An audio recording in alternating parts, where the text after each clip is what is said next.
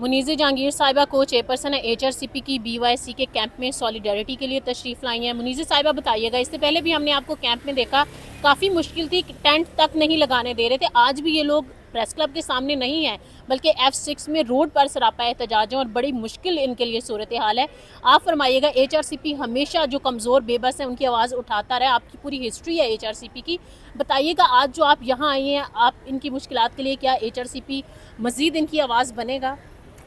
जी देखिए, human rights commission of Pakistan ने एक फैक्ट फाइंडिंग मिशन जो है वो बलूचिस्तान के अंदर कंडक्ट किया है और उसकी रिपोर्ट जो है वो जल्द आएगी।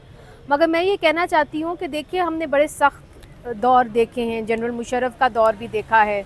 हम तो उम्मीद कर रहे थे कि जब सियासतदान आएंगे तो कम अज़ कम वो बातचीत तो करेंगे अपनी आवाम से, उनसे पूछेंगे ये अपनी दुख लेके माएँ यहाँ पे आई हैं, इनको कोई शौक़ नहीं है कि ये यहाँ पे सड़कों पे आके बैठी रहें। ये तो सिर्फ ये पूछने आई हैं कि अगर जो मेरा बेटा है वो क्या ज़मीन के अंदर आपने गाड़ दिया है कि अभी तक ज़िंदा है, वो तो ये आपसे पूछ रही हैं। तो आप उनसे बात करना भी पसंद नहीं करेंगे, आप उनको यहाँ पे जगह भी नहीं देंगे कि वो एहतजाज भी कर सकें। तो फिर आप किस किस्म की जमहूरियत का दावा करते हैं और आप किस किस्म की इंसानियत का दावा करते हैं? मुझे तो हैरानगी इस बात की है कि ये सारे सियासतदान जो आज बैठे हुए हैं इक़्तिदार में, ये सब इन मरहलों से गुज़र चुके हैं। इनको पता है कि एक इनकी तकलीफ़ क्या है।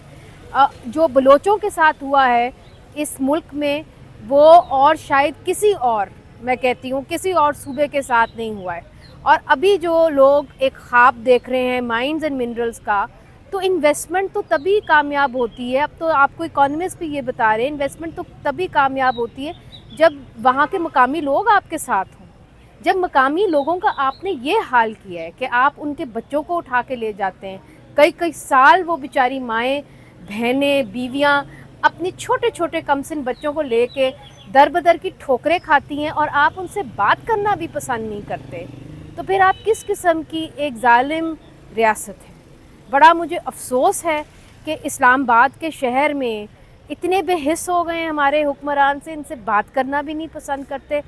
और मैं सिर्फ इसकी सख्त मजम्मत कर सकती हूँ और मैं अपील करती हूँ अपने सियासतदानों को कि इस हद तक मामलात को ना लेके जाएं कि जब आप इक़्तिदार से उठें तो आपकी तरफ कोई देखे भी ना और आपसे कोई सिंपथी भी ना करे। मुनीज़ जहांगीर, इंडिया और पाकिस्तान की जंग का भी हल निकल आया था, सीज़ फायर हो गया था, फिर बातचीत की तरफ चले गए और अभी मज़ीद भी इम्कानात बहुत रोशन है। अमेरिका भी यही कह रहा है, पाकिस्तानी सरकार भी खुश है, लेकिन मिसिंग पर्सनस का जो मसला है ना, ये दहाइयों का मसला है।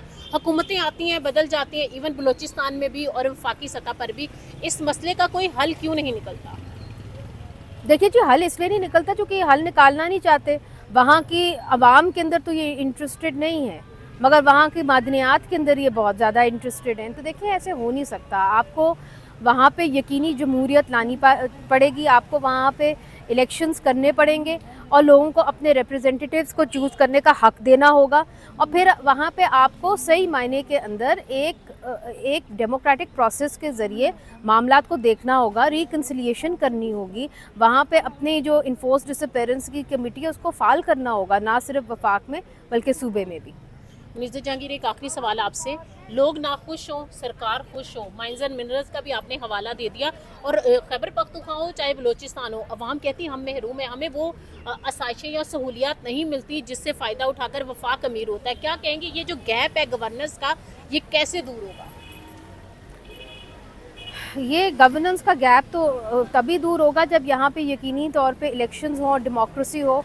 और अगर यहाँ पे हाइब्रिड ही चलता जाएगा और मिलिट्री अगर हुकूमतें चलाएगी तो मेरा नहीं ख्याल ये गैप ख़त्म हो सकता है। बहुत शुक्रिया मुनीज़ जहांगीर साहिबा को चेयरपर्सन हमसे बात कर रही थी और जिस तरह उन्होंने कहा ना कि यहाँ के लोगों के मसाइल का हल जमहूरियत में है।